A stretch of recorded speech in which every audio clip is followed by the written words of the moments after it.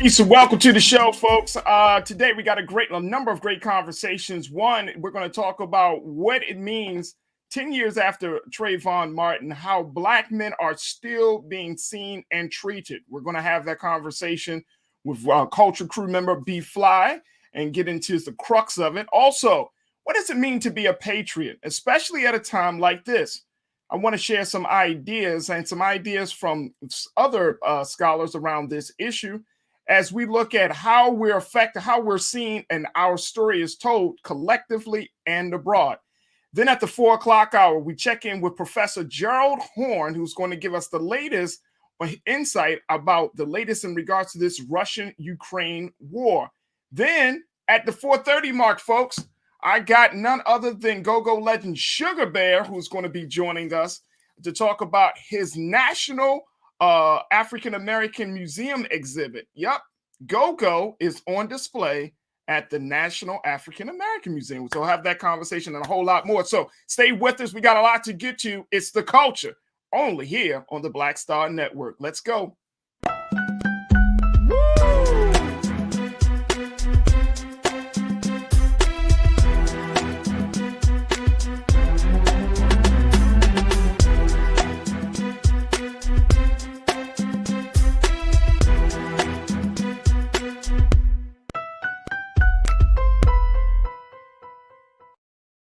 Folks, welcome to the show. I'm your host, Farajii Muhammad. Thank you so much for checking into The Culture here on the Black Star Network.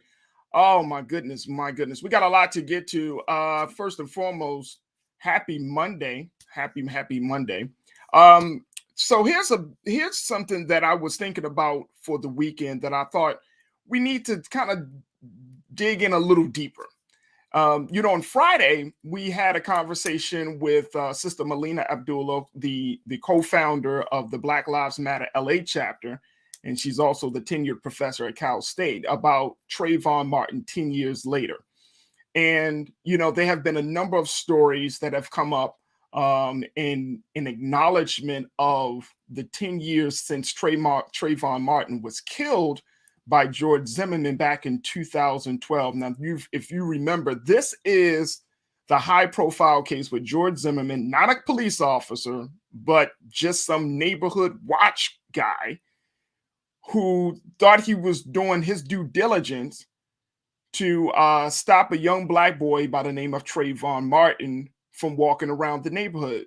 The fact was that Trayvon lived in the same community as George Zimmerman in Sanford, Florida, and was simply walking to the store with a hoodie. George Zimmerman felt as though he needed to do his part to, quote unquote, protect the neighborhood from individuals like Trayvon. Wind up getting into an altercation with the teenager and fatally shooting him. Now, this was the case that rocked the nation. It was actually during the trial of George Zimmerman, when he was given the verdict of not guilty, that the Black Lives Matter movement came to birth. It was this time where Black Lives Matter became the mantra of what some would call a new civil rights movement. And so today I wanted us to dig a little deeper. I wanted us to think more about why it's important that we not just acknowledge what has happened over these past 10 years, but I think we need to really say, okay, hold up. Has anything dramatically changed?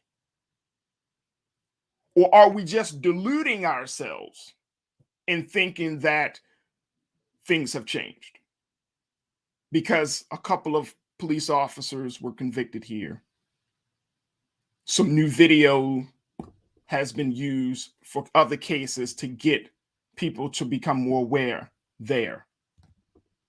But has it really changed the attitudes that people have about Black boys and Black men? And that's going to be the first conversation we have here today. Has this really changed? And I'm very happy to have this conversation with one of our Culture Crew members, B Fly, because B is a mother of a Black boy. So she's already And I know B, she's already been thinking about these things. But I felt like it was so important for us to not get into a place where we just kind of pass over it. I want to share with you a couple of things, folks, around this conversation. Y'all remember, and former President Barack Obama, he actually, you know, spoke on this with I believe it was the New York Times. He did an interview in last week in acknowledgement of this 10-year mark that we're at. I don't want to use the term anniversary because I guess anniversary sounds really jovial. Anniversaries make it sound like it's a happy occasion. We need to, I think language is very important. So I'm saying commemoration, acknowledgement, but it's not like an anniversary. It's not something that we should be happy to celebrate. We should acknowledge it, but it's still a very, very tough, hurtful situation. But according to some recent reports, there have been a number of conversations about Black boys still being dehumanized, Black men still being terrorized, and both Black boys and Black men being seen as not having any identity. I want to share with you just some of the pieces of this conversation. And this is a little bit hard because I have a son myself. I have an 8-year-old. I'm a Black man as well. And so when we have conversations about, Trayvon Martin, or when we have conversations about how Black men are seen through the eyes of police, or we have a conversation about Black men killing other Black men and boys, it's a very, very hard conversation. I think that it's important that we do have every so often, and we're definitely going to do this for Black women as well, especially as we go into Women's History Month. But there is a real, and I don't know any better way for us to end this year's Black History Month other than by stating, or by at least putting some spotlight on the preservation of life for Black men and Black boys. The preservation of life. Like, if there isn't any other New Year's resolution, it should be that we should do all that we can to protect the livelihood of Black men and Black boys. And if we can't make that commitment to ourselves, then we can't expect anyone else to make that commitment to them, to themselves. But there has to be a change. There was a study that was published in 2014 that found that one result of the decades-long dehumanization of Black boys is that they're, quote, seen as older and less innocent, and that they prompt a less essential conception of childhood than do their white counterparts. This was a report. Now, this is 2014. This is 2 years after Trayvon was killed. But this report came as a result. It was called a report that was called The Essence of Innocence: Consequences of Dehumanizing Black Children. There were a number of co-authors on this report. But essentially, it said, quote, the social category children defines a group of individuals who are perceived to be distinct with essential characteristics, including innocence and the need for protection. This research examined whether Black boys are giving the protection of childhood equally to their peers. I want to stop there. Children are defined as a group of individuals who are perceived to be distinct with essential characteristics, including innocence and the need for protection. Do we look at Black boys as being innocent? Do we look at Black boys as being or needing protection?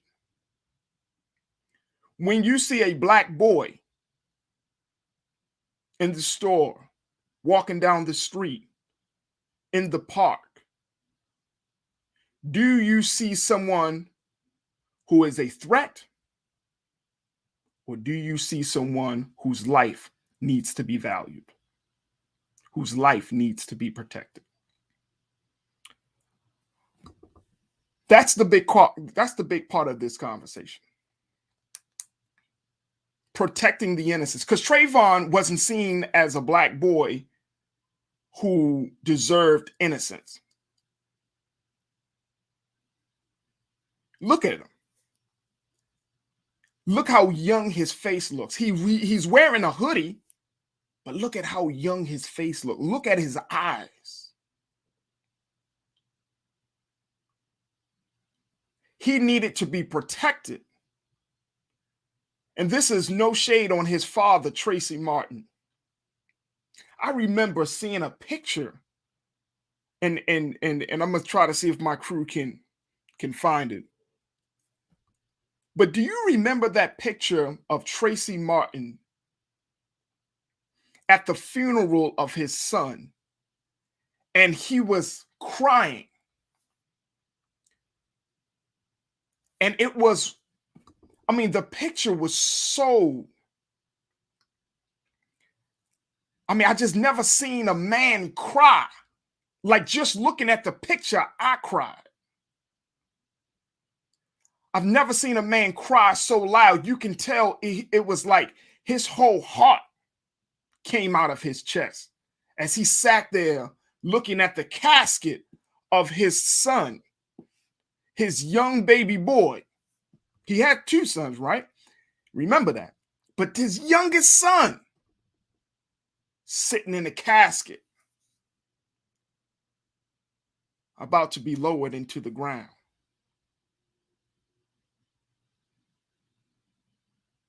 And see, we can get into a space, family, where we think that somebody might deserve or they shouldn't have done something or that. But those are the type of attitudes that keep us from looking at the humanity of Black boys. Those are the type of attitudes that will allow Black boys to be killed or at least dehumanized. And we don't break a tear. We don't shed a tear about it.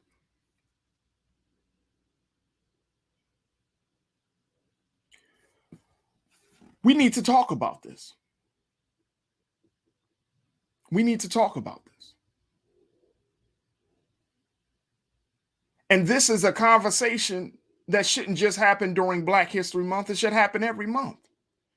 We have to preserve and protect and empower the innocence of Black children. We have to do it. Because there's already a system in place that takes away their innocence. That will make their childhood null and void. There's already a place for that, and that's called the world. That's called America. And we can't allow that.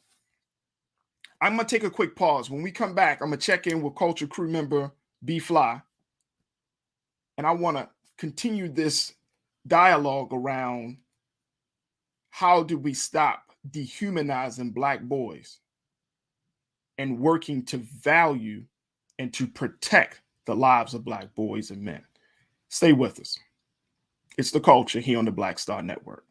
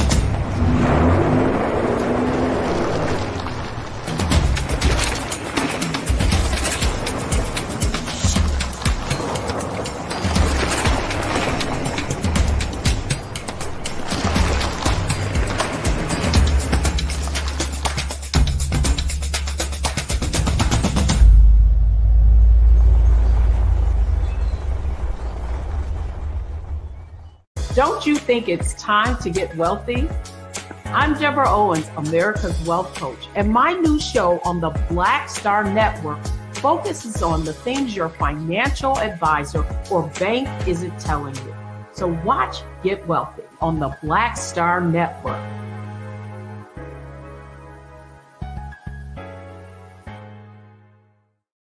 Pull up a chair, take your seat. The Black Tape with me, Dr. Greg Carr, here on the Black Star Network. Every week, we'll take a deeper dive into the world we're living in. Join the conversation only on the Black Star Network. Hi, I'm Dr. Jackie Hood Martin, and I have a question for you. Ever feel as if your life is teetering and the weight and pressure of the world is consistently on your shoulders? Well, let me tell you, living a balanced life isn't easy. Join me each Tuesday on Black Star Network for a Balanced Life with Dr. Jackie. We'll laugh together, cry together, pull ourselves together, and cheer each other on. So join me for new shows each Tuesday on Black Star Network, A Balanced Life with Dr. Jackie.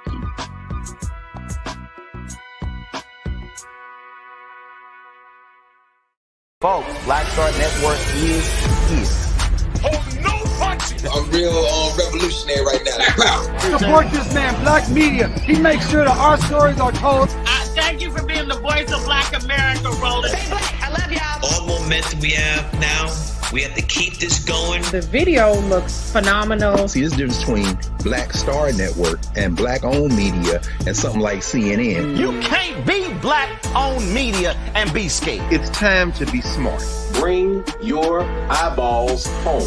You dig?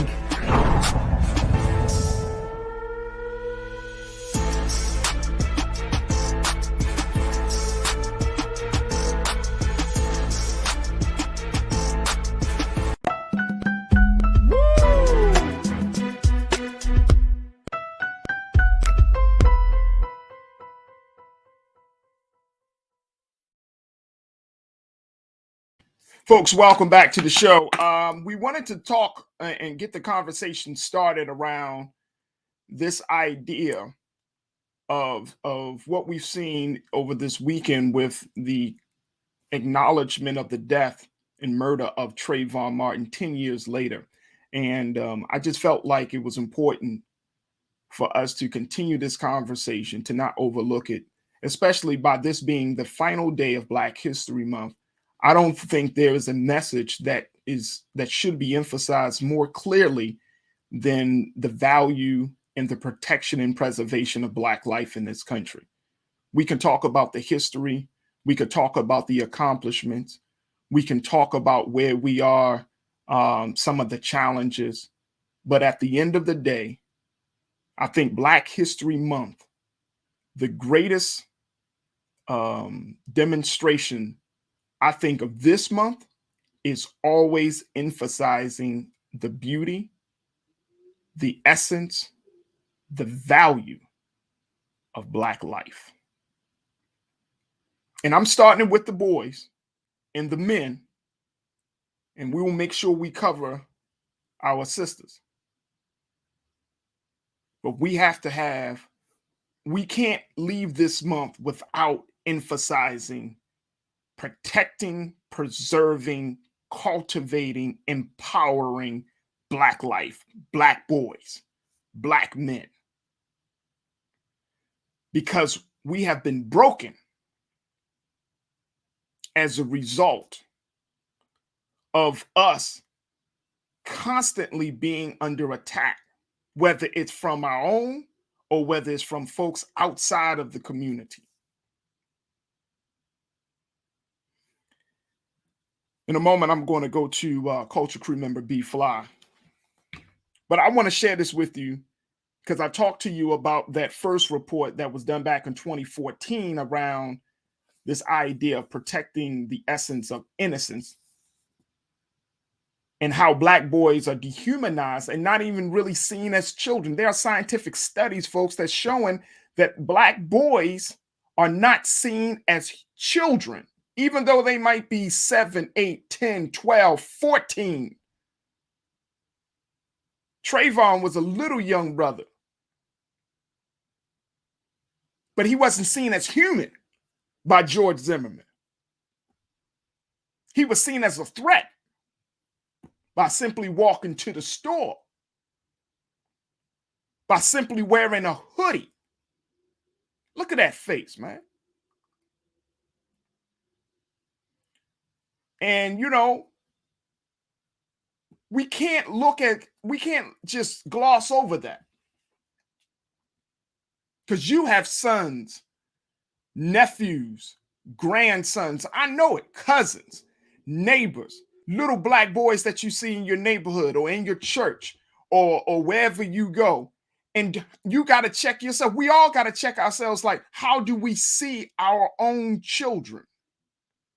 Do you see them as a threat?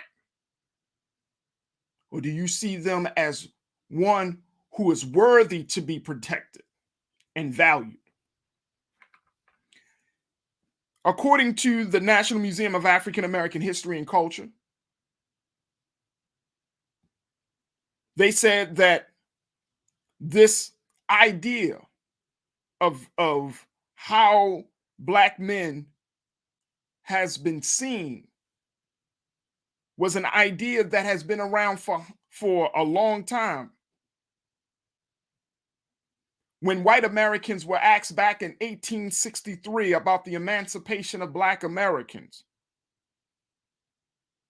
the fear that was stoked, the anxiety that was stoked, was that black men would exact sexual revenge against white men through their daughters. This is from the research in the archives of the National Museum of African American History and Culture. That museum noted that this fear-mongering had horrific repercussions for black communities by bolstering stereotypes of black men as animalistic and brutish, giving legal authority to white mobs and militia who tortured and killed black men for the safety of the public. I heard Minister Farrakhan once say, and then I'm going to bring Beef Fly in. He said that your attitude, the attitude dictates belief. And then once those beliefs are hardened, they become laws. So we always got to go back to the attitude, because if you have a certain attitude about somebody and you don't go and try to check that attitude or try to learn more about that person or try to become more knowledgeable of that person and the shoes that they're walking in and their struggling journey, then your attitude will make you believe after a while that that's the way they are, because that's how they were created. And then you carry that belief through your life. You tell your friends and family, hey, this is, man, you can't go around them. They're a bunch of animals. The belief that just because you come from a poor neighborhood means that you are a poor individual, a poor human being. That's a belief. And then if you get into a position of influence and power, that belief becomes a law in everything that you do. And that's what we see in this country, in America, that these false narratives around how we see black men have become codified in laws and policies that have kept black men in a state of submission, caged up and confined. And then so the generations of black men that are coming under these laws that were believed by individuals who had an attitude that black men were animalistic and brutish, they come up under this believing themselves to be animalistic and brutish. So you're not cultivating, the laws aren't cultivating, the laws are discriminating.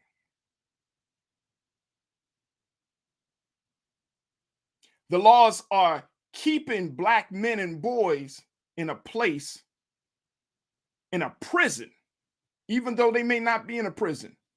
I knew from growing up in Baltimore City, I had to work to get out of this prison.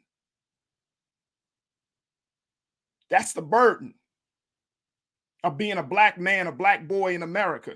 You grow up feeling like you in a prison, confined, whether you're in the school, whether you're in the neighborhood, whether you're in a store, hell, whether you're in a place of worship. That prison.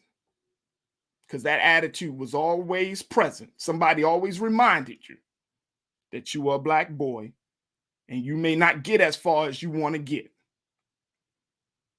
Let's go to B Fly, culture crew member. B, how you feeling, sis? I'm well, Farajii. How are you? You know, I'm just thinking about this situation that we in, and you know, you and I have talked about this. I know your husband, he and, you know, Kariz, him and I, we've often talked about these things. But, you know, what's your take so far, B? You know, when we really reflect on why we in America in 2022, 10 years after the killing of this little young brother, Trayvon Martin, we're still at this place. How do we break out of this, B? You know, Farajii, in my humble opinion, because I am not a man, but I think we have a problem with the patriarchy. And so the idea of you being a part of this system of prey it seems to be connected to the idea of you being a predator as well. And this is connected to patriarchy. You know, I mean, you were speaking and I thought about Moses. Moses too was born during an edict and of let's kill all boys born under the age of 2. Right. You know, like this is real, like this. And so when we think about the role of patriarchy, you know, this idea sets man up from the time you're born. There is no time within the patriarchy when we're able to see your innocence, when we're able to actually embrace the idea of protecting you, when we are training you to protect the world, when we're training you to scavenge the world for the resources. And as a result, you know, this patriarchal idea, you know, has impacted the Black man, has impacted the Black woman. And it's time for us to really start to divest from these notions, you know. And so it's a lot of these notions that I find myself struggling with as I raise my 5-year-old son. You know, it's I watch him struggle with crying.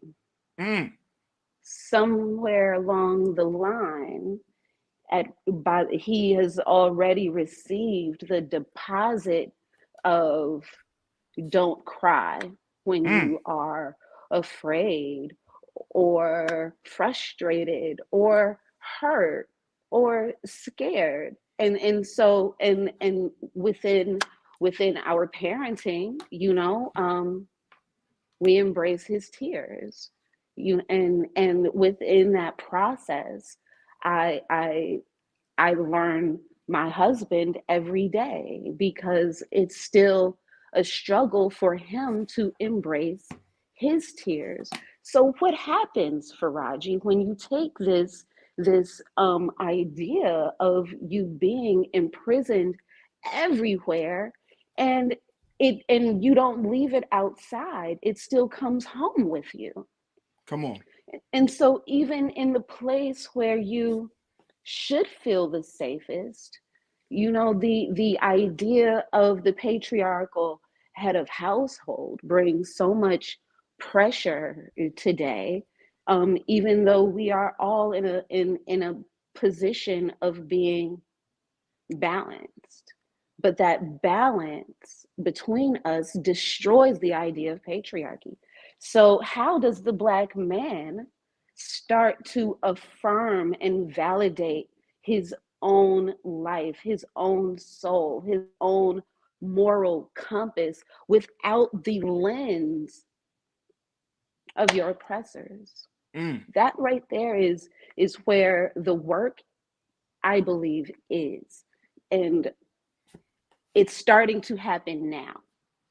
And this is, I believe, a very new consciousness of men coming together in order to unpack the narratives that are competing in your head. How do you, and it's coming to this place of, it's difficult for you to protect us while we're protecting you. And it's the patriarchy. I blame the patriarchy before I blame Jim Crow, because it has existed pre-Jim Crow, pre-slavery. We have this notion of men being superior. We have, and how does that affect your human plight? And so it's like, once I believe the collective male consciousness, the collective Black male consciousness is able to have this conversation internally, and then able to turn this conversation around and open it up to where it's not so private, to where we can also learn while you learn. I think that's going to be important for all of our children, and that's the part, we're in this place where we can abandon our genders, but we still have this struggle with protecting Black boys. Like, we're getting ahead of ourselves within humanity, and so, and with that, we can't expect them to lead. We can't expect the thems. You really have to turn the mirror around and do the work, because it is paining. It's paining you. It's paining us as a nation. And we can't just look externally anymore. Like, yes, the data's in, but there's internal work that has to be done. I love the fact that you mentioned that, because it forces us to get into a place where we must get reflective, as a country and as a community, right? Because just as much as we are pointing the finger or blame on, like you said, on patriarchy and other systems that have come out of the belief system of white supremacy, right? Then we also have to look at the role that we have played as a community to see, have we kind of served our boys up on a silver platter when we don't give them the knowledge of, who they are, share with them the knowledge of the history? Have we given them up and put them on a silver platter when we have exposed them to harmful elements too early on in their growth and development? You know what I mean? Whether you're talking about 4 and 5-year-olds learning trap music and learning how to throw signs up with their hands and talking about how they, doing this and doing that, but they're not proficient in the basic reading, writing, and arithmetic. Have we served our boys up on a platter when we haven't taught them the value of their woman counterpart, their female counterpart, and shared with them and said, like, this is a woman that's worthy. Like, every girl and woman that you come across, you give her your respect. And so let's talk about worth, because worth is a conversation that we always tend to couch in femininity, but we never couch worthiness within masculinity. And there is the problem. And so, and if you can't have a conversation with yourself about your moral compass and your virtue, if you don't teach your son the importance of virtue, and you teach your daughter, then we are still perpetuating we're perpetuating the idea that the patriarchy is soulless. We're perpetuating this idea that masculinity is without morality and it's okay. And therein lies the problem. Therein lies the contradiction. And at the end of the day, you are human. And so you have to be able to embrace that. You know, I love it when my son spits rap lyrics. I love it when he sings pop songs. My son also is proficient in prayer. And so that is important along with all of the rogue memorizations that happen in life. And so if you aren't arming yourself, if you aren't arming your children, then how do you expect them to fight this fight? And I'm not really talking about the economic battle. I'm talking about the spiritual war. And that part is where we find ourselves in this crosshairs right now. No doubt. And that's and right there, B, is why we need to have this conversation. Because I want to have the same conversation around Black girls as well, right? But there has to be a balance. And one of the things we're having this conversation when the women are converse. The women tell the men. Right. We are participating in this conversation on a regular basis. We are starting the conversations in a lot of situations. It needs to be turned around now. Yeah, where men are doing it. Let me just say this, and you already know this, B. I mean, we there are many initiatives and efforts by Black men for Black men in Baltimore. I know that.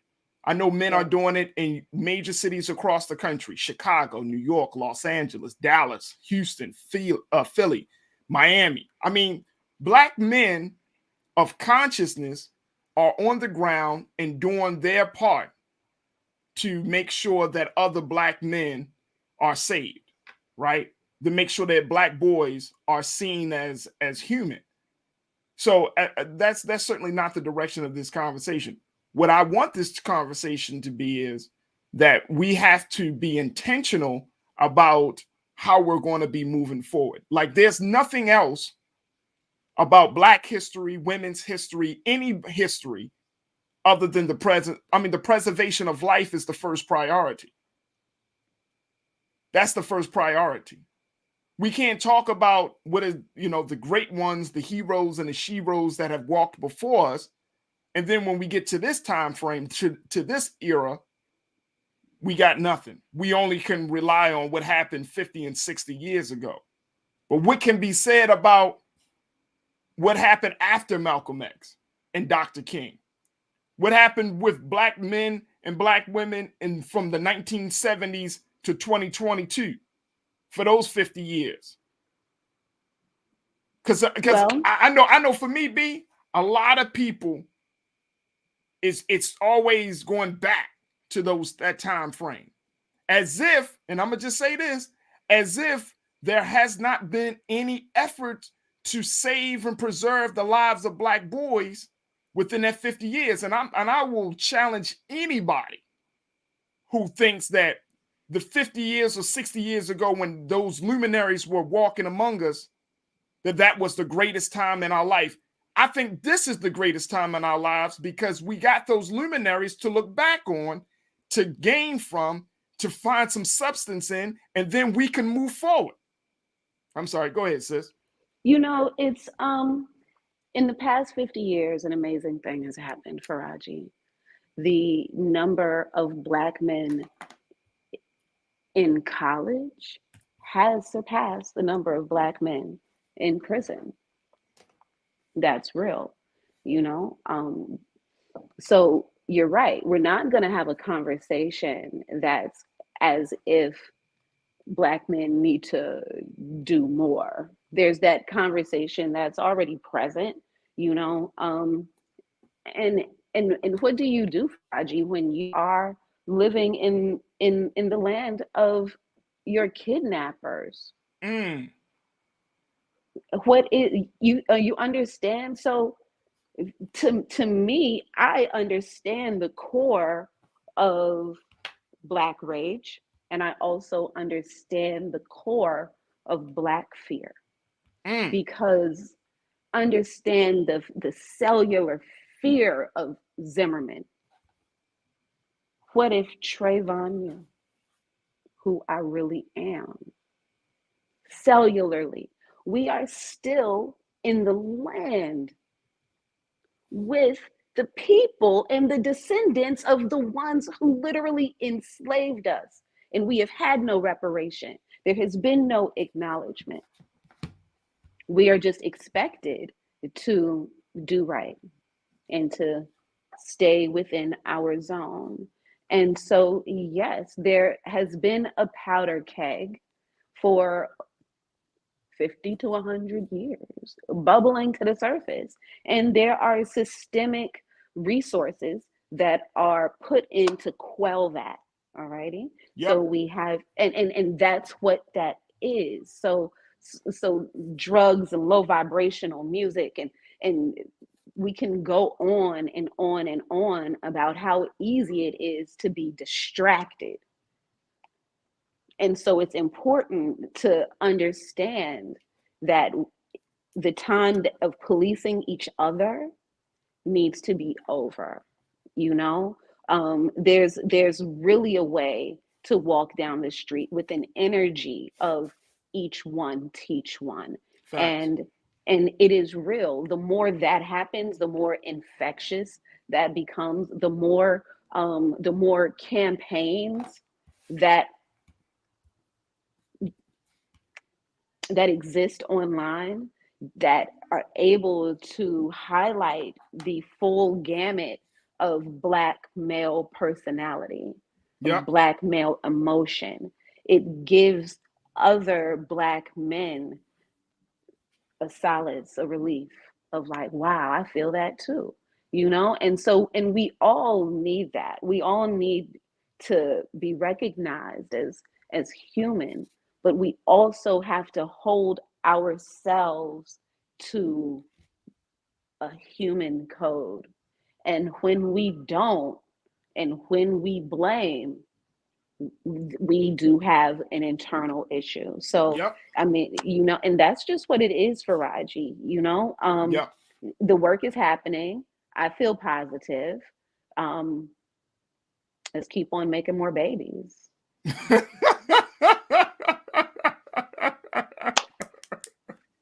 This population growth. Right, I hear that.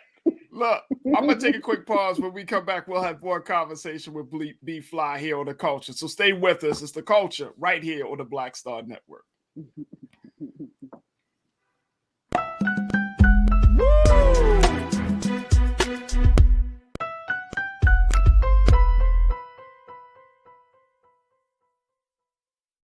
Pull up a chair. Take your seat. The Black Tape with me, Dr. Greg Carr, here on the Black Star Network. Every week, we'll take a deeper dive into the world we're living in.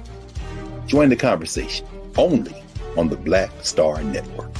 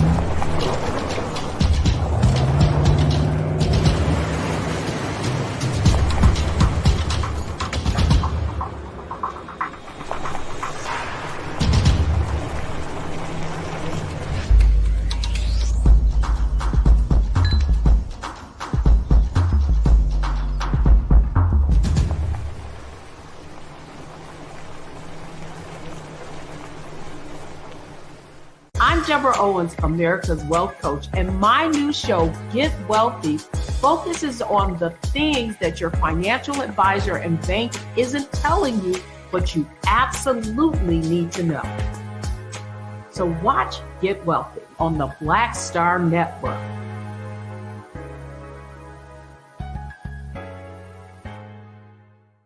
Folks, Black Star Network is here.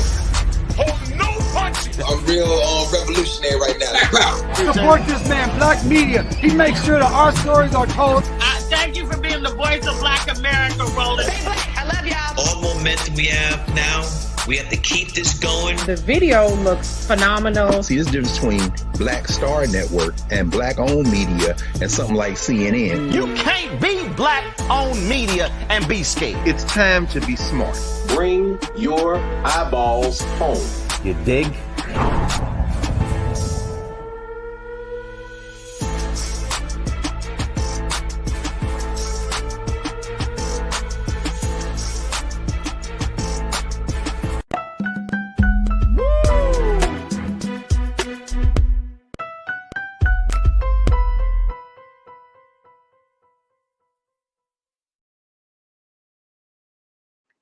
Folks, welcome back to the show. We've been talking about this larger picture of America's disdain toward or disdain for Black boys and Black men.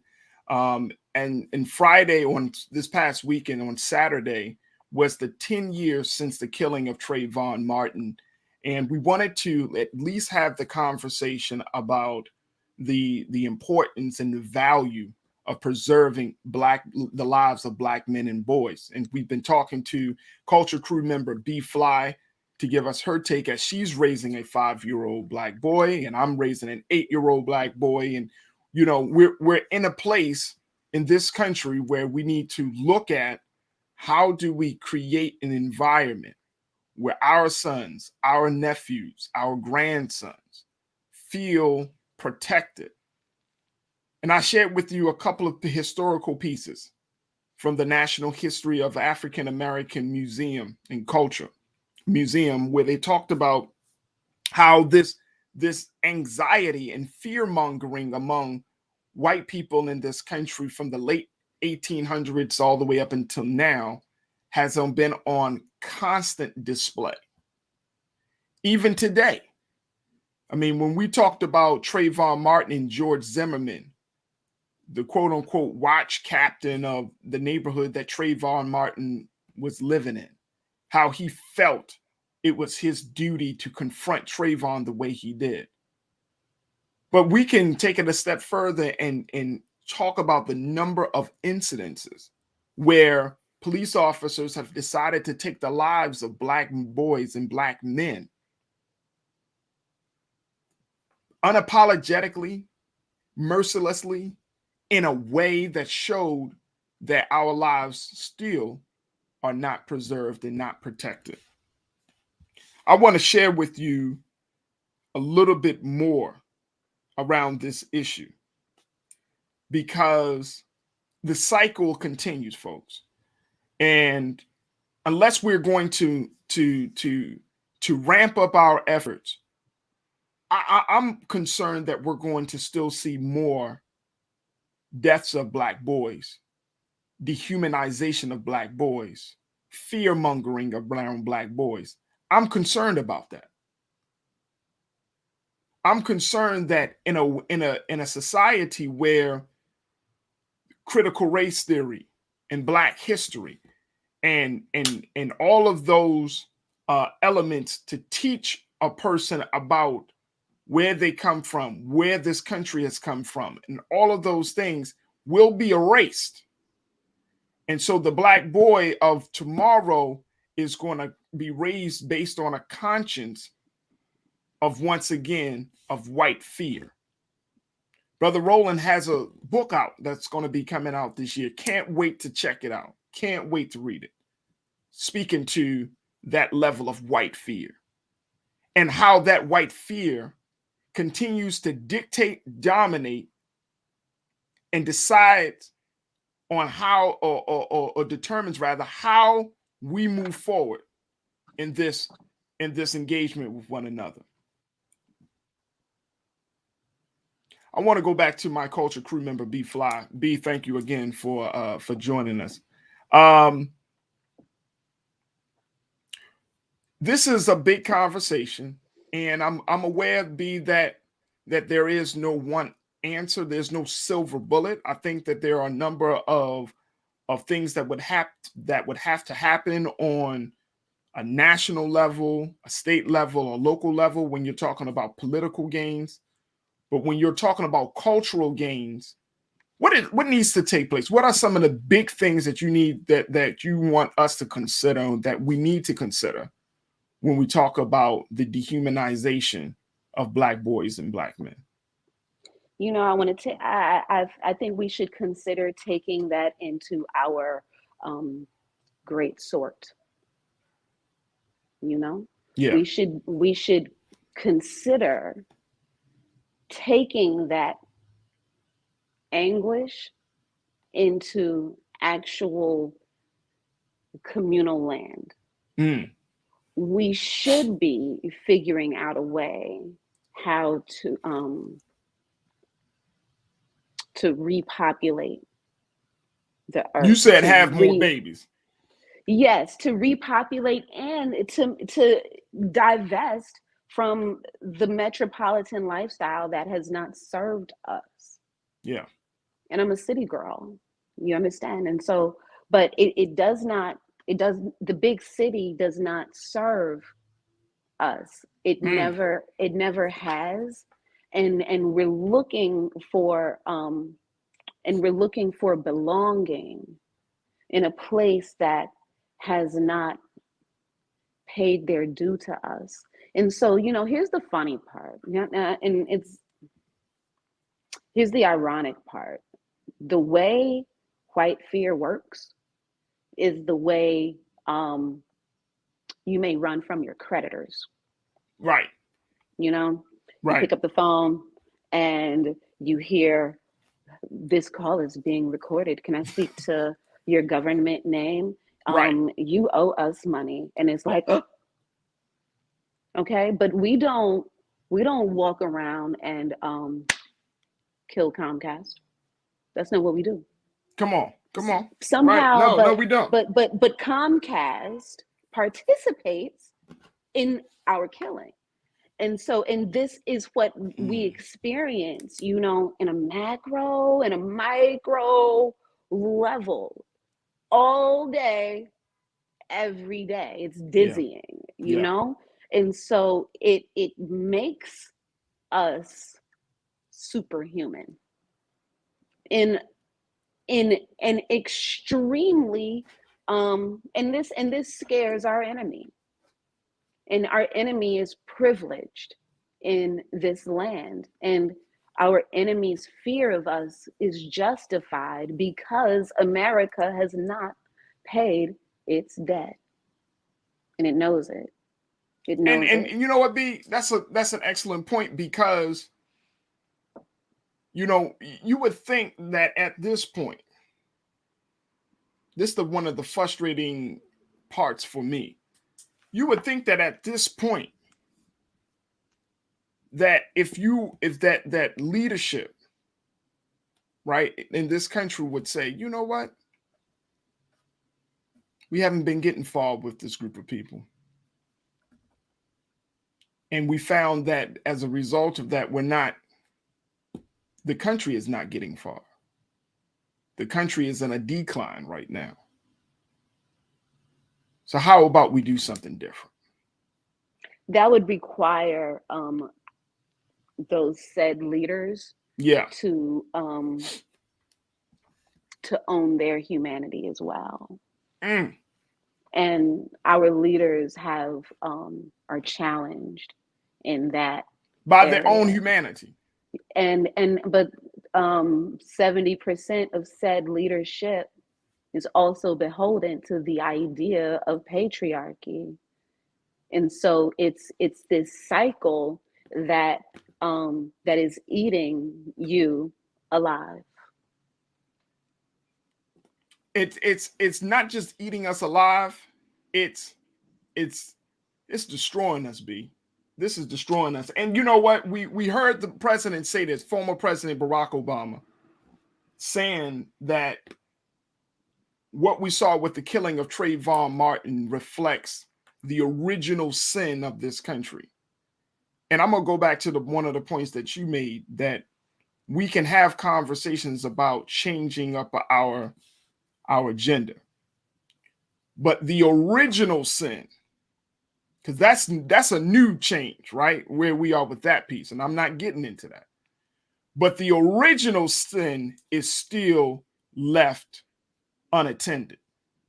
Yeah, we have an itemized line that's left open and unread for 500 years. I love it. I love how you said that. Understand. The American QuickBooks system is flawed, and they know this. And so this feeds their fear. It feeds the fear.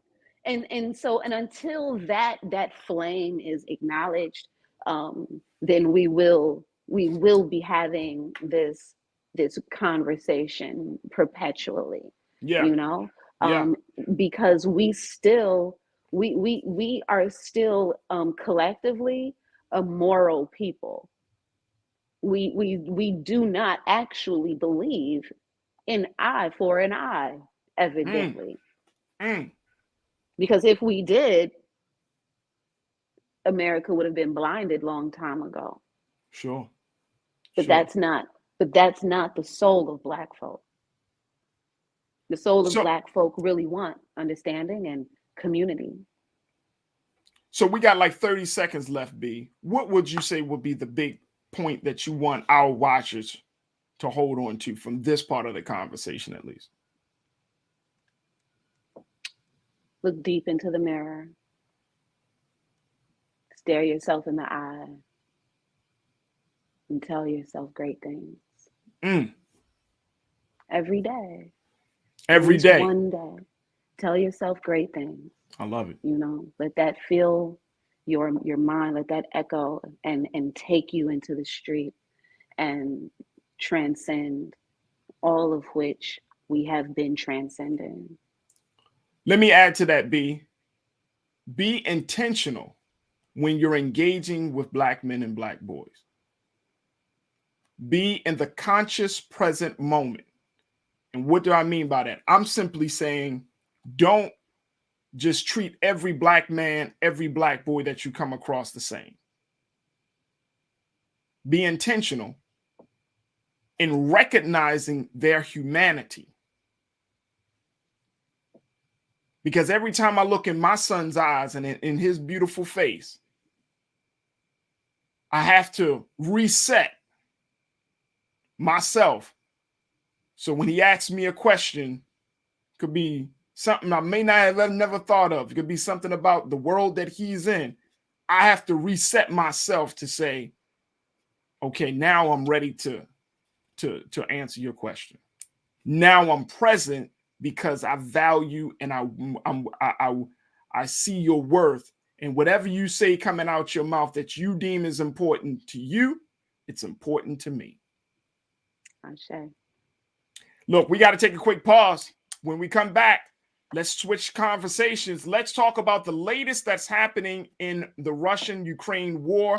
The United Nations is actually having a meeting right now with world leaders to determine how the UN is going to move forward in this situation. We'll be joined by Professor Dr. Gerald Horne to give us some insight as well. Stay with us. It's The Culture on the Black Star Network.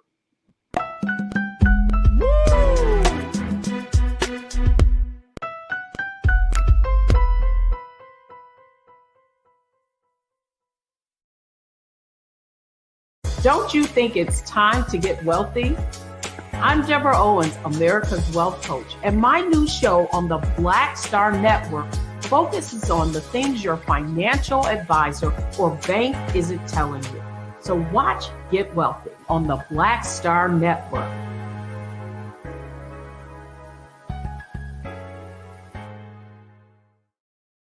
Hi, Hi, I'm Dr. Jackie Hood Martin, and I have a question for you. Ever feel as if your life is teetering and the weight and pressure of the world is consistently on your shoulders? Well, let me tell you, living a balanced life isn't easy. Join me each Tuesday on Black Star Network for a Balanced Life with Dr. Jackie.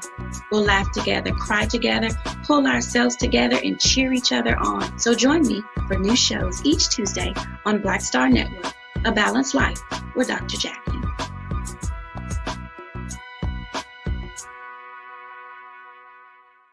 Pull up a chair, take your seat. The Black Tape with me, Dr. Greg Carr, here on the Black Star Network. Every week, we'll take a deeper dive into the world we're living in. Join the conversation only on the Black Star Network.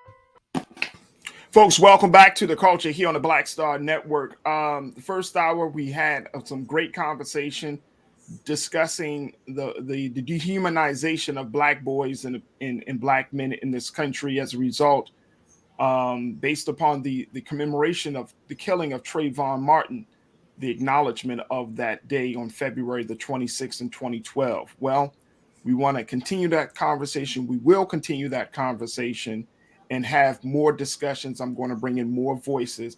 And of course, we're going to look at the impact of the dehumanization and the sexualization of Black girls in this country as well. So expect those conversations.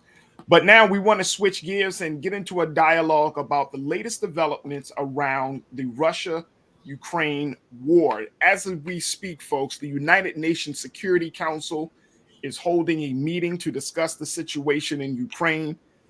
Ukrainian officials announced today that dozens of civilians were killed and hundreds more wounded when Russian forces began firing at civilian areas in Kharkiv, Ukraine's second largest city.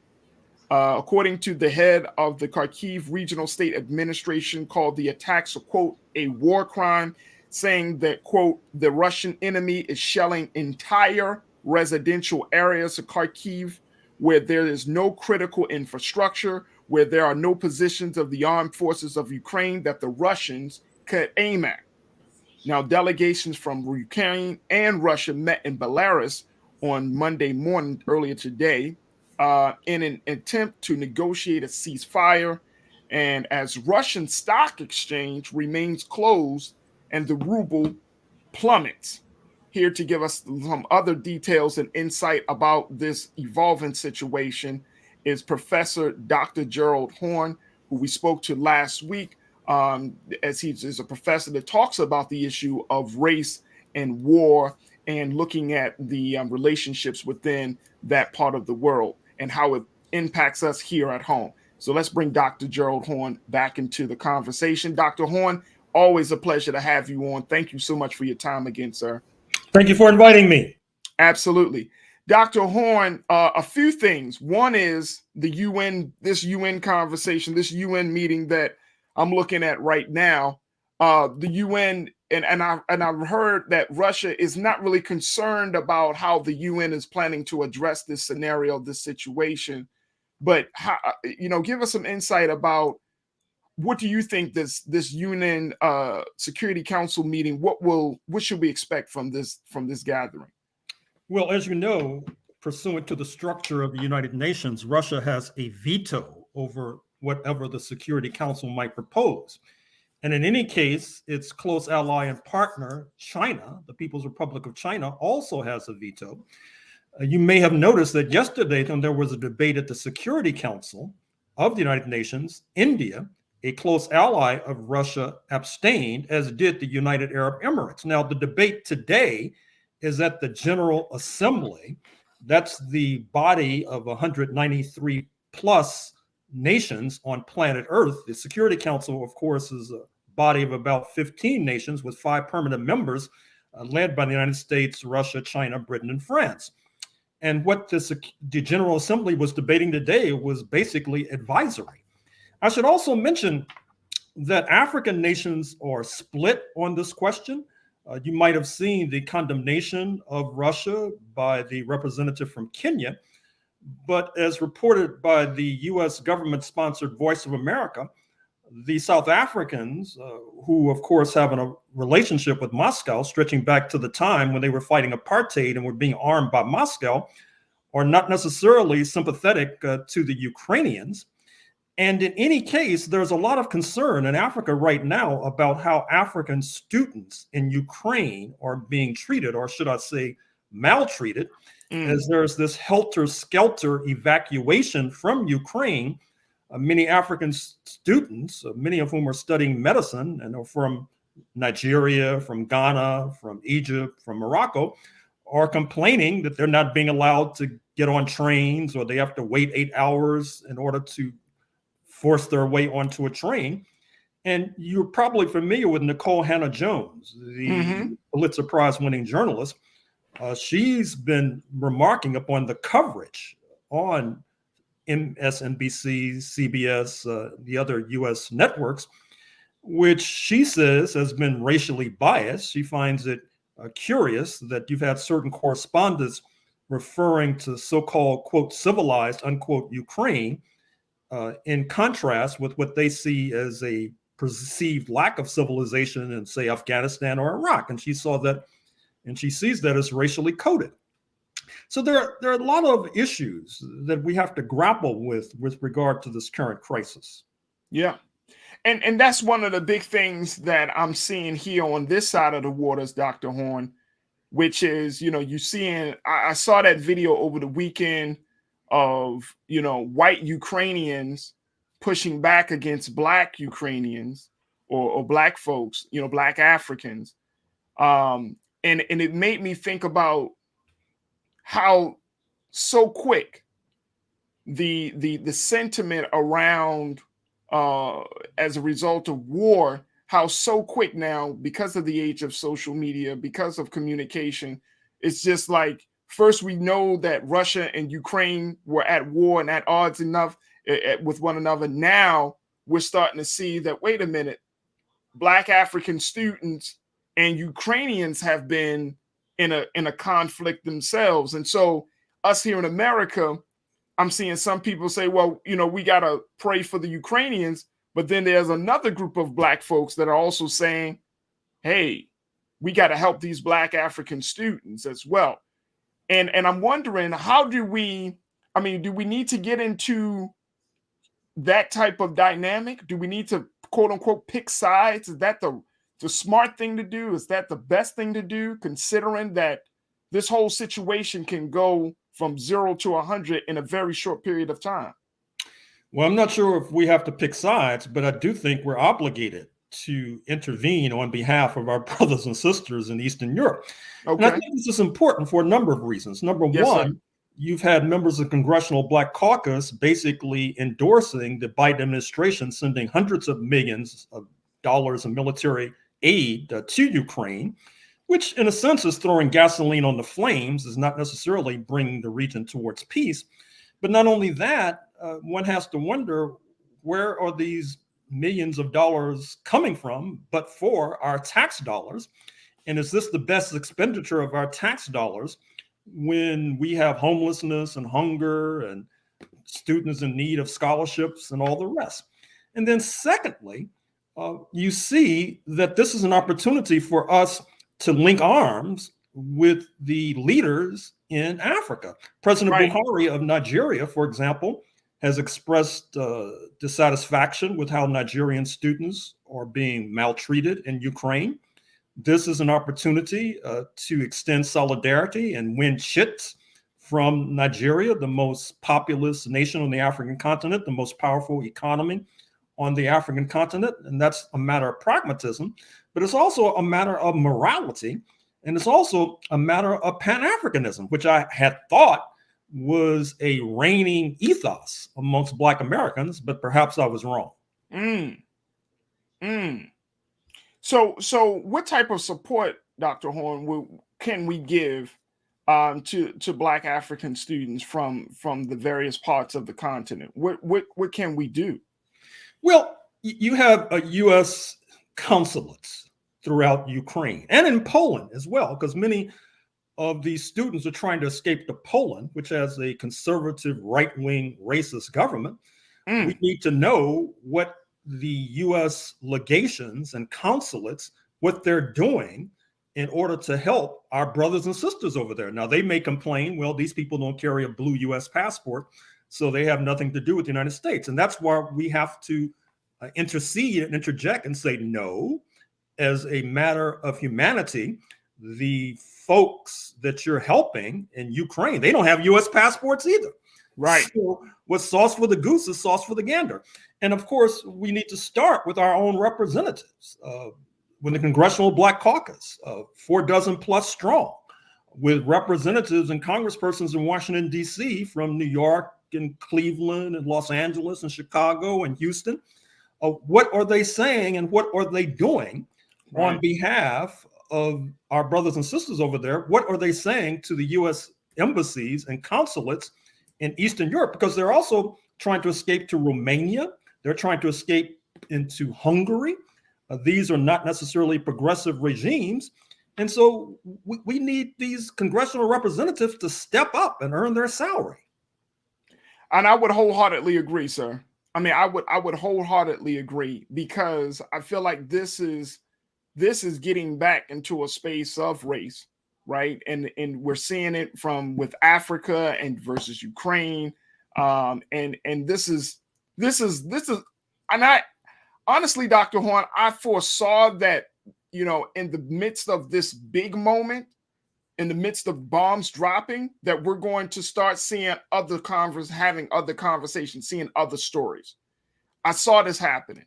So I do think that we need to be very, and I was telling my wife this, I said, before we jump on this bandwagon, we should kind of take the time to understand the history of Black people in that part of the country, the challenges that they've undergone, how have they been, how have they been suffering?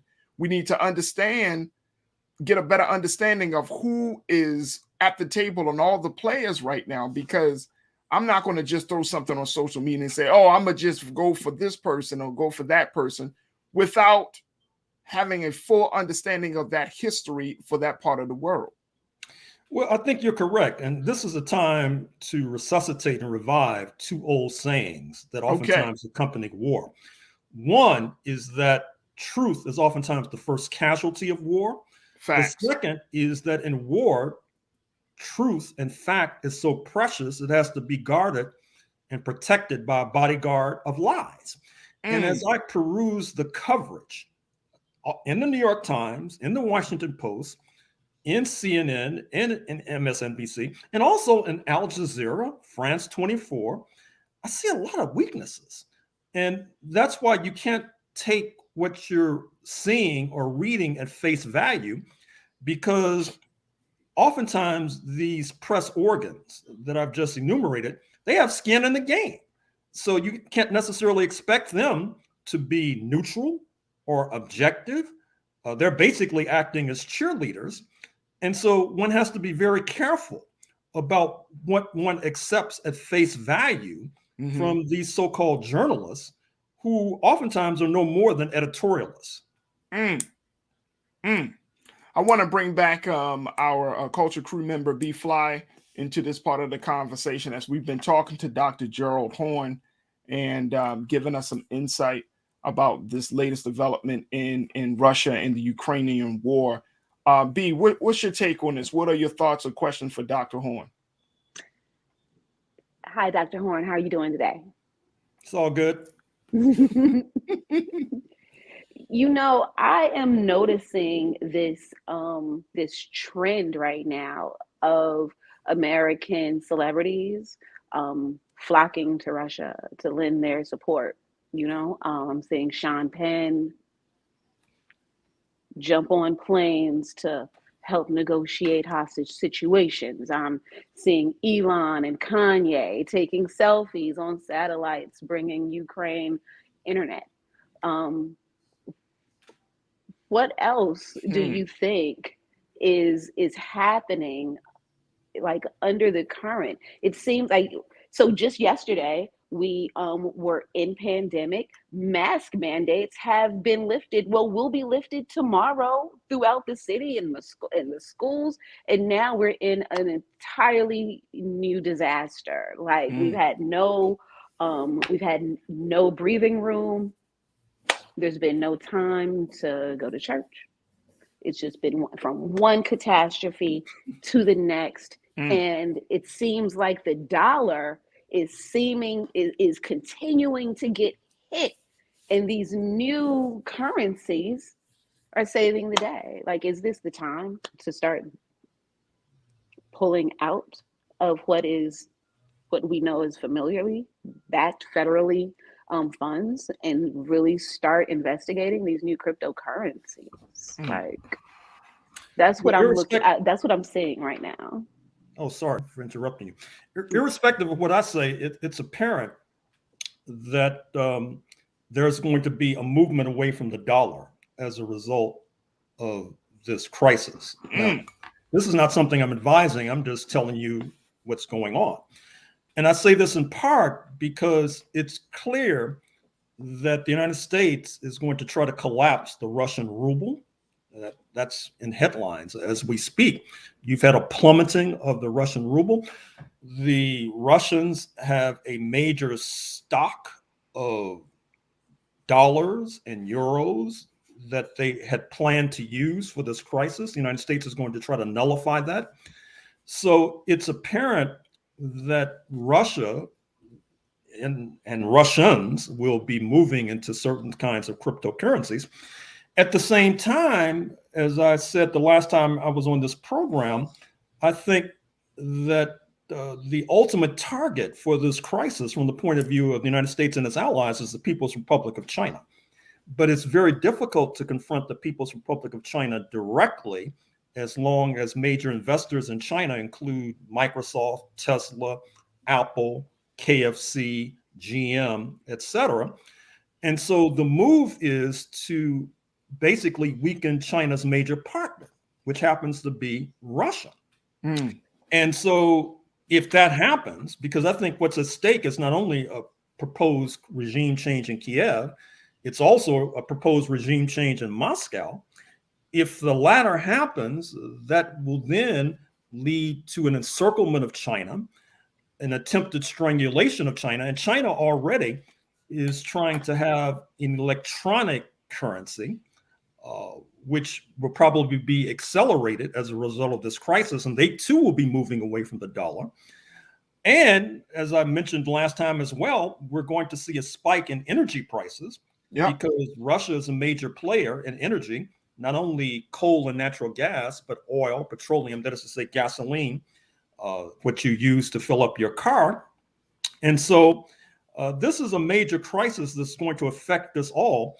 And I'm sure that many people, particularly in the Northeast, are hoping that winter ends sooner rather than later, because if there's the predictable snowstorm in March, which usually accompanies the transition from winter to spring, I'm sure many people are hoping that it takes place before there's a jump in home heating oil prices and natural gas prices. Yep.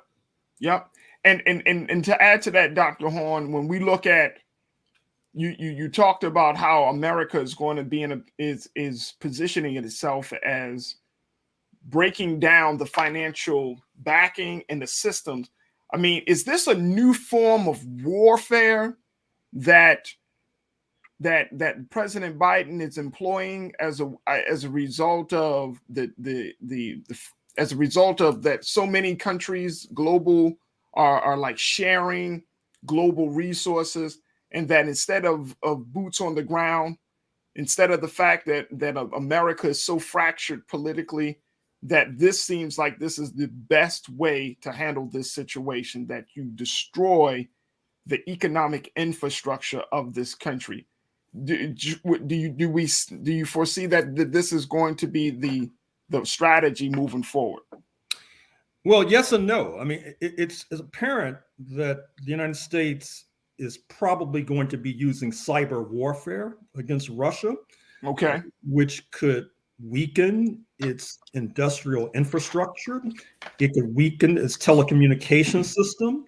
As a matter of fact, I'm surprised that Russia has not tried to shut down telecommunications in Ukraine, because you have all of these Twitter posts and Facebook posts coming out of Ukraine. And I'm wondering why they haven't tried to shut that down. But I guess that perhaps they're concerned about retaliation from Ukraine's allies. On the other hand, trying to destroy a nation's infrastructure is nothing new in war. I mean, look at the wars with Iraq in 1990 and 2003. One of the first things the United States did was to try to destroy Iraq's industrial infrastructure. Iraq has hardly recovered from those two attacks, those two wars, and here we are in 2022. The difference might be that Russia is a formidable partner to grapple with. You may have noticed that just yesterday, President Putin put Russia's nuclear forces on high alert. Fact, yes, sir. Which is quite ominous because, of course, there are Russian nuclear submarines off the east coast of the United States. There are Russian missiles that can hit U.S. cities in a matter of minutes. And so we have to be very careful nowadays with regard to what's being proposed to attack Russia, because this is not Iraq, this is not Afghanistan, this is not Libya. This is a major military superpower. And I'm so happy that you brought that up, Dr. Horn, because that was going to be my next point, which was, what do we make of the fact that President Putin did do that he did put his army into high alert for a nuclear weapon? And I mean, when I saw that, Dr. Horn, when I saw that headline, I said, "Oh my goodness, this went from dropping bombs to this man really trying to just demolish." And I kept hearing your words. I lied to you not, Doc. I kept remembering the words that you shared with us just on Friday. It was a Thursday. And you kept saying nuclear. We kept talking about it. This could go into a space of a nuclear war. And I said, and even then I was like, okay, I hear what the doc's saying. You're right. But then when I saw that news coming across the wire yesterday, Dr. Horn, I talked to my wife about it, and I said, this guy, Putin, not you, he's in a whole different level. I mean, he's thinking in a whole different league. I mean, he is not for play, as they say. And I was concerned. I was really concerned because we don't know him. We don't live under his leadership, right? Some people say that Trump is akin to Putin. I don't even think that. I mean, Trump done some crazy things, but it's hard for me to wrap my mind around these two individuals. I mean, you see pictures, look at this guy. I mean, you see the pictures of this guy, but you see Putin and you see something else. And this is not about fear mongering as much as it is about not taking your eyes off of this man, or not taking him for granted about what he's willing to do. I don't know how to reconcile this new reality that we're in, that this man put his people on high alert to use nuclear weapons in 2022. I don't know what to make of that, Dr. Horn. Well, I'm glad you're raising this question. And going back to Thursday, when I was last on your program, recall that one of your fans, one of the members of your audience, said that we were engaged in clickbait, that we were basically trying to be alarmists. I hope that that fan or that audience member is following the news, because if anything, we were just predicting what was about to unfold. And I think that understandably, in our community in particular, there's a desire to see that the situation does not get worse. Given all the disasters and catastrophes our people have been through, we don't want to go through any more catastrophes or disasters. I get that. But at the same time, you have to be realistic. You have to be aware of the fact that this is a wartime situation, that on the other side of the barricades is a nuclear power, that the Western Europeans have had a historic problem with Russia. Because if you look at your map, one of the things you'll see is that most of European territory is Russian territory. Most of European natural resources, be it gold, uranium, or natural gas, or coal, is on Russian territory.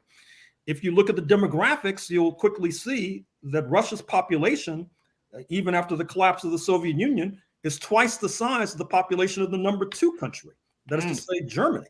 So historically, these Western European countries, particularly Britain and France, that style themselves as global powers, particularly in Africa, they haven't necessarily been the rulers on their own continent.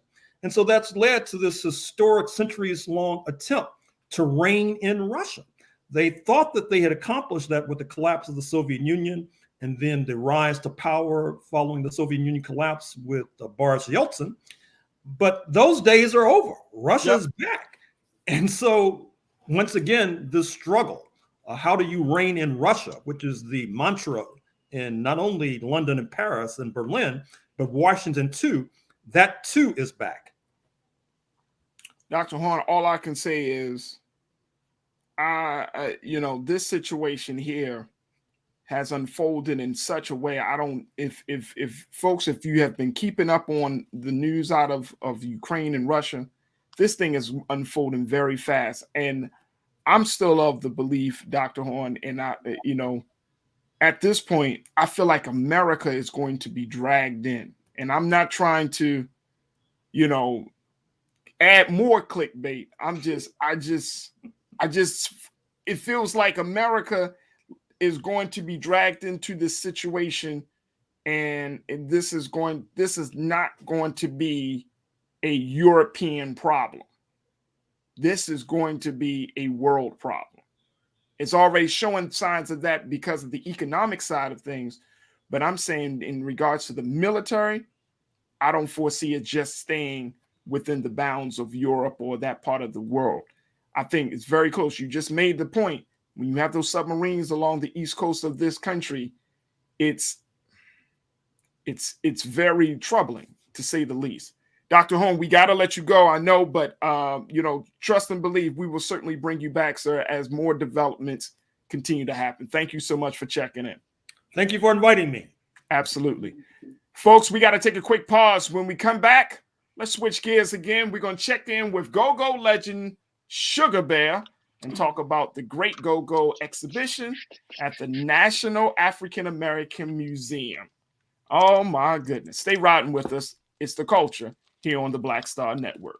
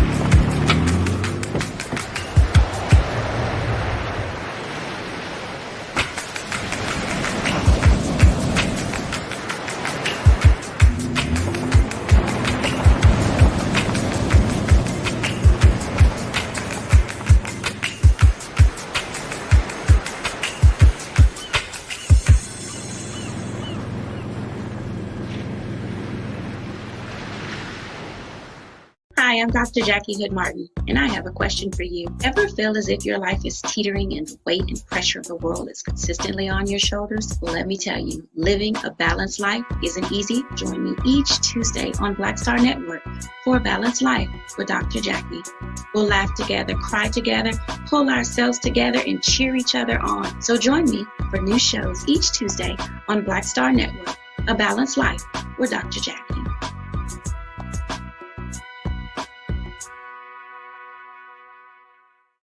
Pull up a chair, take your seat. The Black Tape with me, Dr. Greg Carr, here on the Black Star Network. Every week, we'll take a deeper dive into the world we're living in. Join the conversation only on the Black Star Network.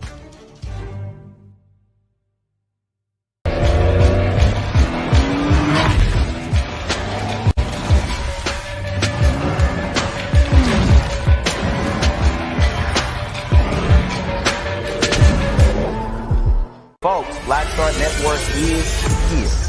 Oh, no punches! I'm real revolutionary right now. Support this man, Black Media. He makes sure that our stories are told.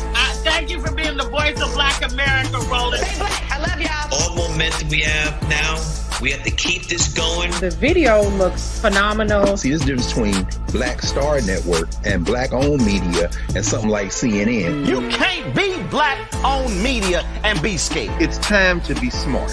Bring your eyeballs home. You dig?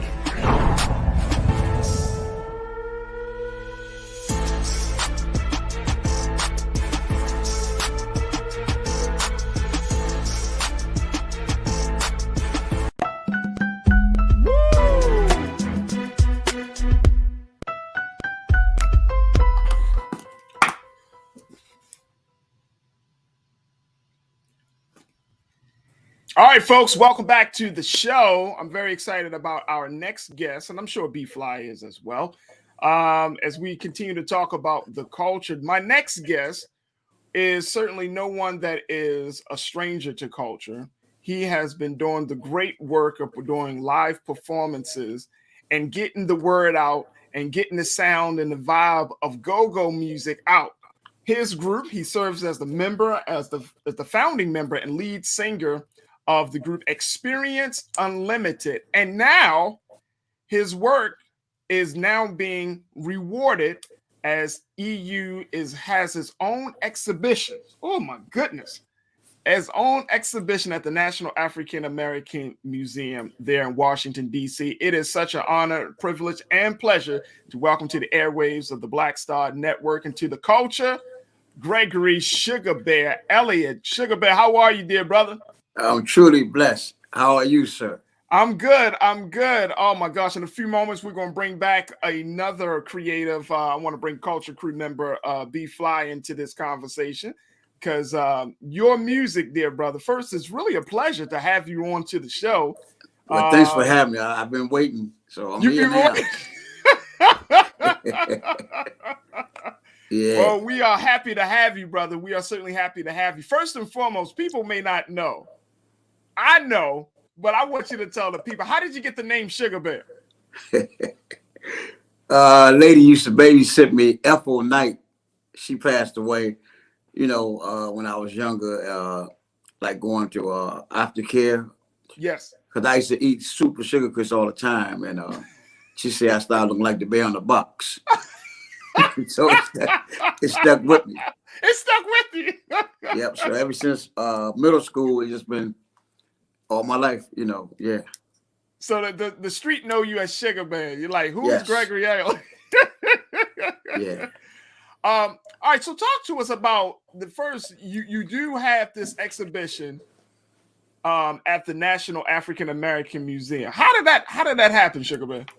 Well, it's always good to be ready at all times. What happened? We from Washington, D.C., so and we was trying to elevate our sound, our music, and then all these politicians asked us, did we want to open up for the African American Museum down at the Washington Monument? And of course, we said yes. And we also said, well, do you have a section for EU and all that we done, all the years and labor that we put in into our culture? And they said, that's a surprise. So that was a surprise. They added us in, and I'm still floating off of it because it's like, it's there, and it never can go nowhere unless, God called us home, but it's still there. It's there, and I'm grateful for that. So how long has the exhibition been up, dear brother? 5 years now. Wow. 5 years, yeah. And I don't think, look, let me just tell you, I don't think a lot of people knew. Right, because it wasn't no big thing about it. Everybody was showing that when they got inside, the ones who went inside, they saw it. They was like, wow, that's EU. And they remember, and they go back to the school days, to the butt and all that. And there it was. So I was very happy about that. Very happy about that. So you, the other work that you do, not only are you an accomplished musician. No, I'm serious. You're an accomplished musician, but you also are an educator. You're a special education teacher as well. Yes, yes. How long have you been doing that work? 26 years.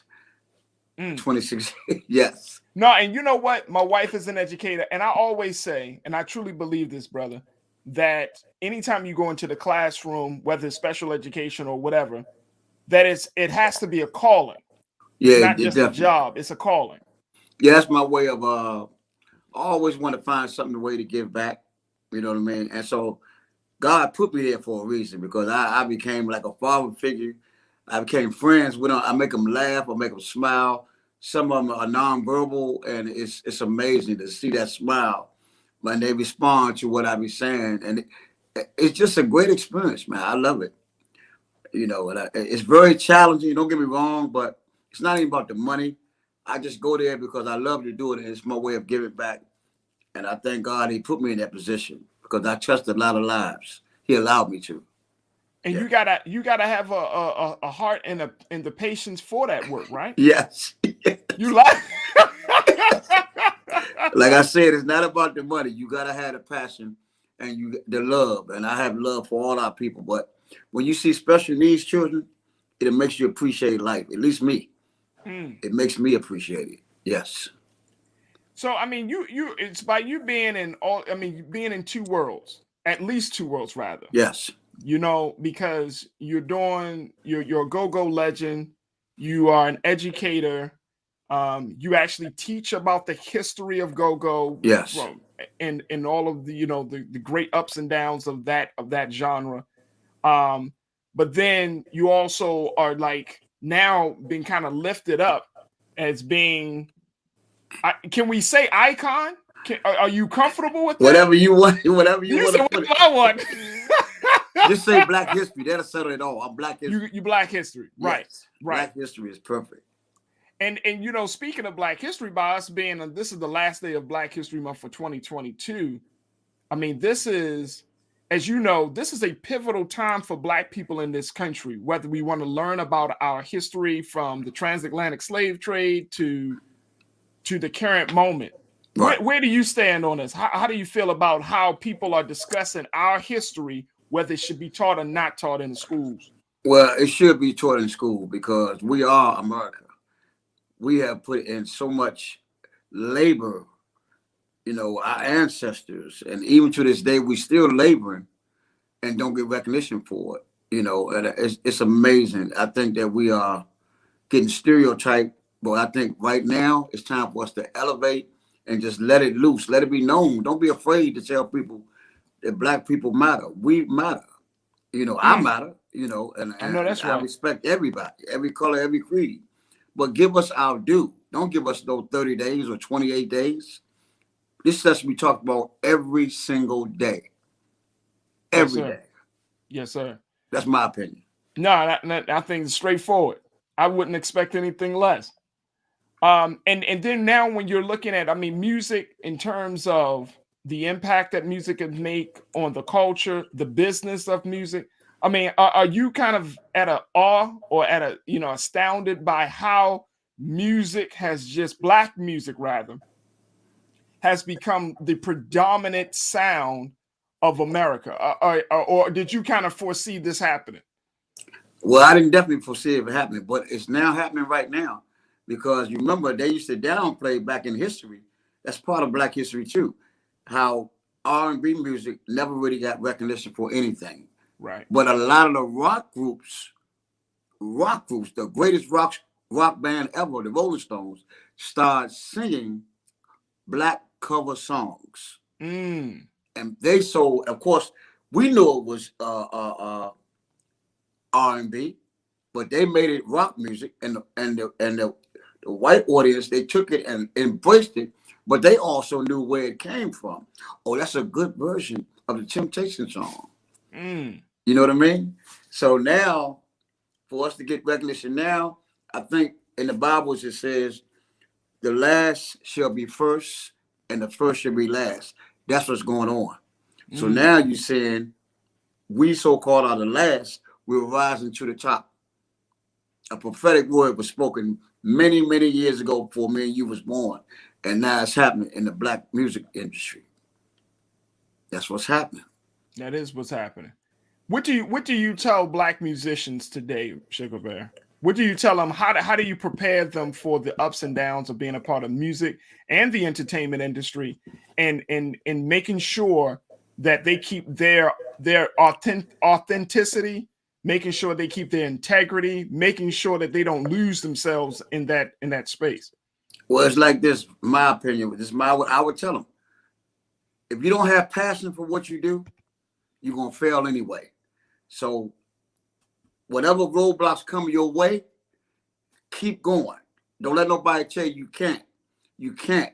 Or this ain't gonna work. If you believe in your heart, it's for you, go get it. And guarantee you 9 times out of 10, it's gonna happen. And that's why I tell anybody that. And all this stuff that's going on in the industry is true. And watch those movies, James Brown stories, New Edition, The Temptation, The 5 Heartbeats. That's real. Those are real stories. So I would tell you, if you want to be a musician or you got a band or a singing group, anything, always seek God first and go straight to the top. Come on, brother. Come on. I'm watching the Kanye West documentary. You watching that? Yeah, I'm watching Kanye West. I haven't seen it yet. You haven't seen it yet. It was right on Netflix, and I'm not a Kanye West fan of him now. But the brother's talented. He's very talented. No, Sugar Bear. The man is, and look, I know he's talented, but the biggest figure in his life, his mother Donda West, I did not know, prior to him coming out. But when I saw this documentary, I said to myself, oh, that was his heartbeat and his backbone. Yeah. So, I didn't know it at that time. But that woman, she created Kanye West. She put all of that in him. So that just, that was one of the big things that I took. But I think, like, to the point that you just made there, brother, that level of persistence and tenacity, like I heard Jay-Z say this. He said, if you don't believe in yourself, nobody will believe in you. Thank you. That's facts. And Kanye believed in himself so much. And so many different artists that have come in and kind of fell and fallen out. But those who believed in themselves, they still around. They still. I'm living proof. I'm living proof. You doing it. You doing it. And you know how long I've been doing it? Come on. I don't want to say. Go ahead. I'm gonna let you say it because you probably. Huh? How long you been doing this? How old are you? I'm 42. Add 8. Damn. God is great. God is real great. See what I'm saying? It's my passion. And I still have the same desires. I still have the same nervousness sometimes when I get on stage. But once I'm there, I'm gone. I'm in another world. That is awesome. That's what it's all about. And to feel the love from people and the generations, it's amazing. That is fantastic. That is absolutely fantastic. I want to bring B Fly. She's another creative, dynamic, musical film artist. B, you talking to the legend Sugar Bear. Listen, I'm like, I'm time traveling right now. Hi, Sugar Bear. How are you? Listen, you got me in big trouble, okay? When I was like 10, 11 years old, I was not supposed to be doing the but let me tell you, it was important. It was important, and it is still like shifting the culture. Yes. So I thank you. I want to know, what are you are you still writing music? Are you creating new? Are you writing songs? Are you songwriting for other people? Are you recording right now? What is going on today, present? Because we are. I'm sorry, we are recording right now as you speak, and I'm working on a whole nother go-go, hard hitter, multicultural CD. Mm.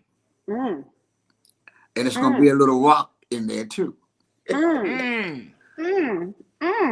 so what Experience Unlimited is. There's no limit to our experience, so you have to explore all those territories. So when can we see you perform? Are you how are you handling the new the digital day from our analog background? Are you fully surfing the World Wide Web? Can we see you regularly on all social media platforms? Yes. And I'm the one thing about when you see EU, we are still playing our instruments. So we do real congos, real drums, real bass guitars, real guitars, real horns, real vocalists. We come at it live. So when you see us, you're gonna move. That's all I'm gonna say. You're gonna move. I'm guaranteeing you. You're gonna move that butt. Is that what you're telling us? That's right. Going to listen. Sock side. See, I'm grown now. I can do it. I'm grown now. I can't wait. I'm grown now. And Blackwater Production House would love to collaborate with you in Baltimore. Whenever you are in our area, come on down. Let's play. Let's play. We just did the CIAA up here. Yes. Oh, really? We moved from North Carolina to up Baltimore. Yep. They just moved this year. So are you in this DMV area still? Yes. Still in Washington, D.C. Still Wonderful. Here. Wonderful. We'll see you soon. Yeah, we're going to make that connection. We will make that connection. Please do. Hey, Sugar Bear, I appreciate you so much. We appreciate you for your sacrifice, your talents, your insight, and for you just to come on here and just to talk about it. I mean, you're like an unsung hero, especially in the classroom. That right there puts you in a high category, right? You know what I mean? Yes, you make great music. Yes, you shifted the culture. Yes, you're taking the culture of go-go to the next step. But to add to the fact that you put 20 plus years in the classroom working with our special ed children, I mean, that just puts you in a whole different class. So, brother, we thank you. We look forward that when you have your next project, whether it's your next single, whatever, please don't hesitate to come back here on the culture. We would love I'm coming back. As long as you invite me, I'm coming back. Yeah, brother. Yeah, this is your home, bro. This is your home. Thank you for having me. Absolutely. And we truly appreciate you. Thank you. Appreciate you and all of y'all. Love y'all. And y'all will definitely hear you real soon. Keep your ears open. That's what I'm talking about, folks. Sugar Bear, go-go legend, educator, man, doing it real big. Check out their museum exhibition at the Smithsonian's National African American History and Culture Museum. Their display, Experience Unlimited. You can see the EU display right now at the Museum of History and Culture. All right, got to take a quick pause. When we come back, trends, post, and doing the most. Stay with us. It's the culture on the Black Star Network.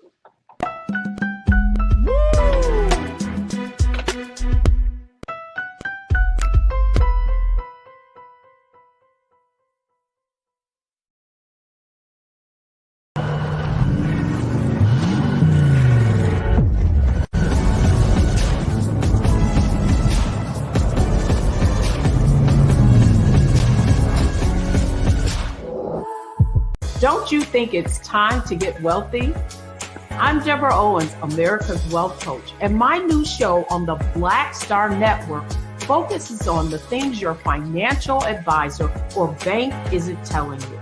So watch Get Wealthy on the Black Star Network.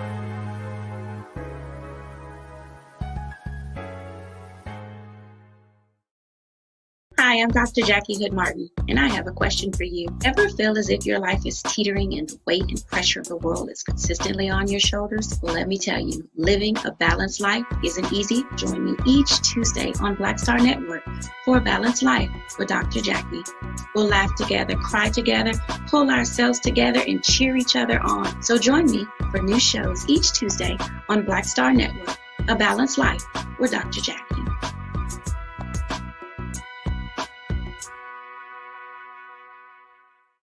Pull up a chair, take your seat.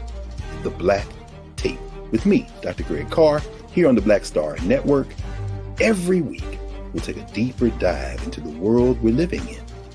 Join the conversation only on the Black Star Network.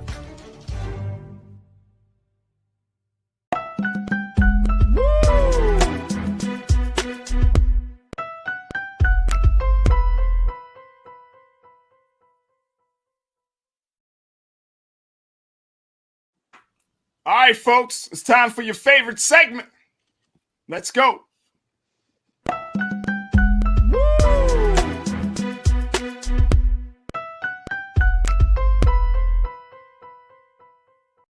All right, folks, time for Trends, Posts, and Doing the Most. Let's bring, I need to bring back B-Fly. Wait.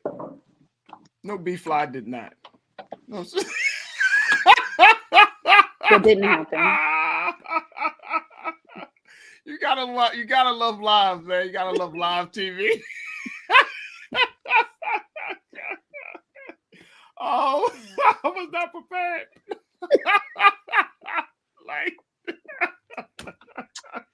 Hello.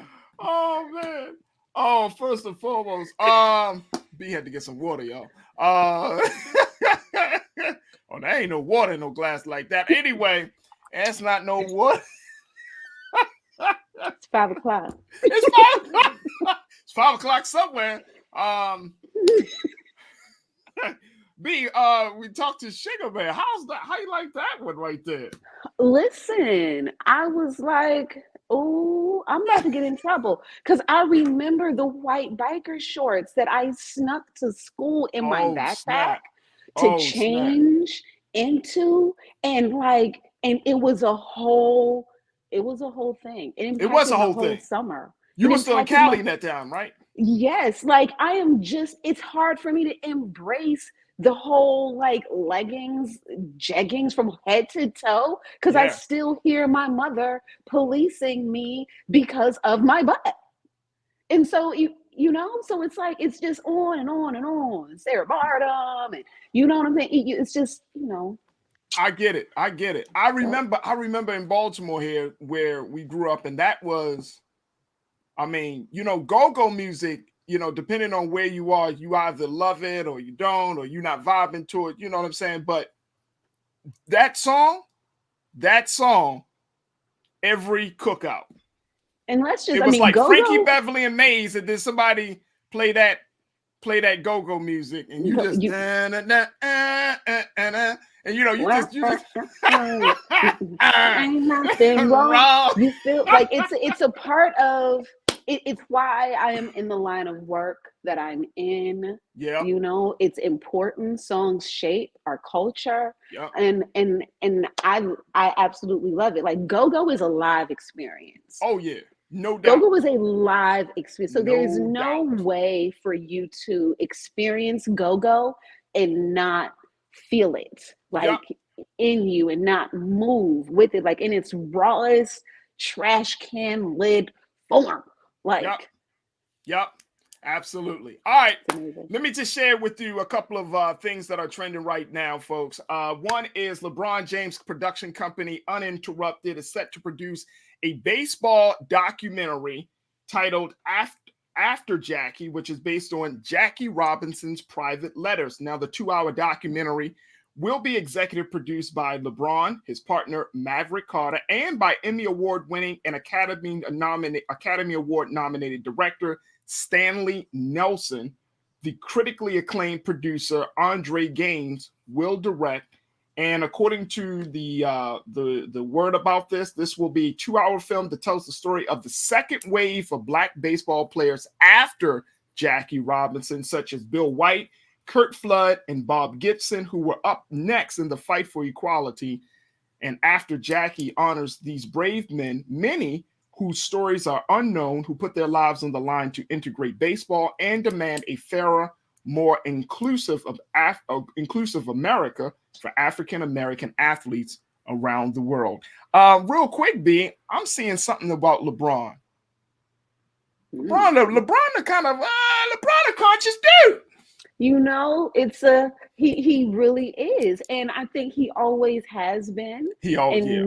And he's now just in a position to put his privilege to work. Yeah. And we see how he's working his privilege for the culture. And that's what is important. That is what we expect our Black celebrity to do.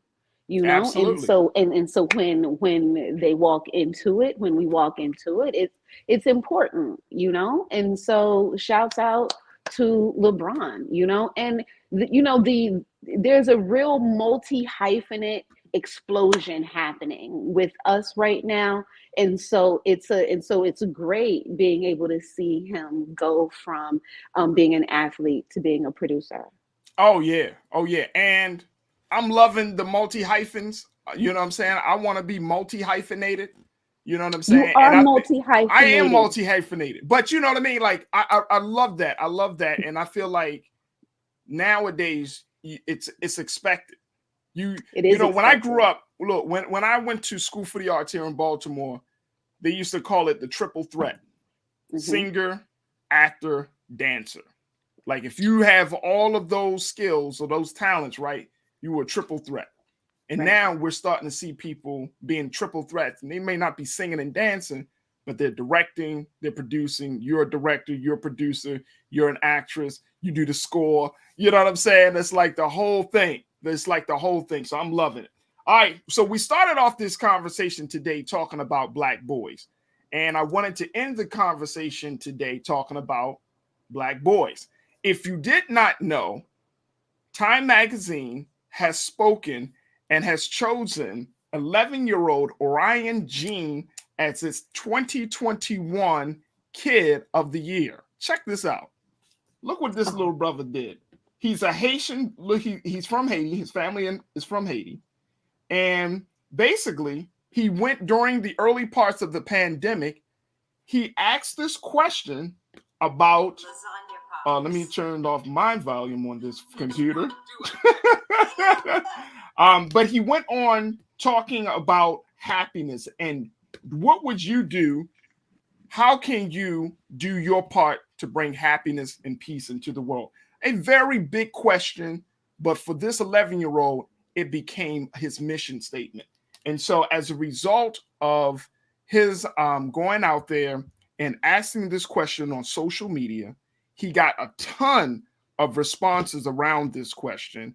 And it allowed him to start an organization on how to spread kindness to people in your neighborhood, in your school, and around the globe.